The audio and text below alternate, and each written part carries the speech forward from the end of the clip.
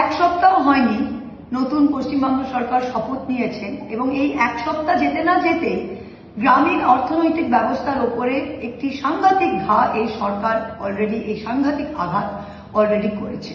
কিভাবে আপনারা দেখছেন গত দুদিন ধরে গ্রামে গঞ্জে যেখানে যেখানে পশুর হাট আছে সেখানে একটা আতঙ্ক ছড়িয়ে গিয়েছে।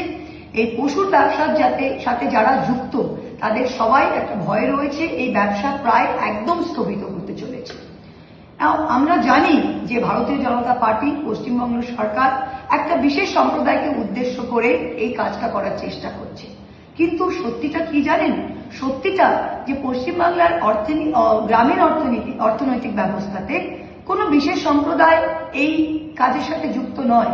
সকল গরিব মানুষ আপনার জাতি ধর্ম নির্বিশেষে এই কাজের সাথে যুক্ত।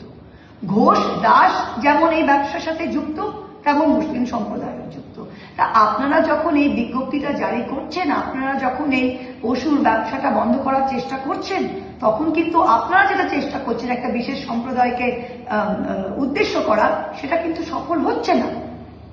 চোট কার গায়ে লাগছে? সব গরিব মানুষের গায়ে লাগছে। আর আরেকটা জিনিস আপনাদের সবাইকে জেনে রাখা উচিত, আপনারা একটু গুগল আছে সবার কাছে ফোনে, গুগল করুন যে 2024-25 সালে ভারতবর্ষের সবচেয়ে বড় মিট এক্সপোর্টার যারা বিফ এক্সপোর্ট করে, অ্যালানা এক্সপোর্ট নাম হচ্ছে, তারা 30 কোটি টাকা ভারতীয় জনতা পার্টি ফান্ডে ডোনেশন দিয়েছে 2024-25 সালে। এটা আমি বলছি না। বিজেপি এখন বলবে যে মহুয়া মৈত্র উস্কানিমূলক কথাবার্তা বলছে, সাম্প্রদায়িক সম্প্রীতি নষ্ট করছে, তা নয়, এটা সত্যি। আরেকটা কি, রাজ্যসভার সাংসদ জন ব্রিটাস একটা প্রশ্ন করেছিলেন রাজ্যসভায়, তার উত্তরে ডিপার্টমেন্ট অফ কমার্স কেন্দ্রীয় মন্ত্রী কি বলেছিলেন?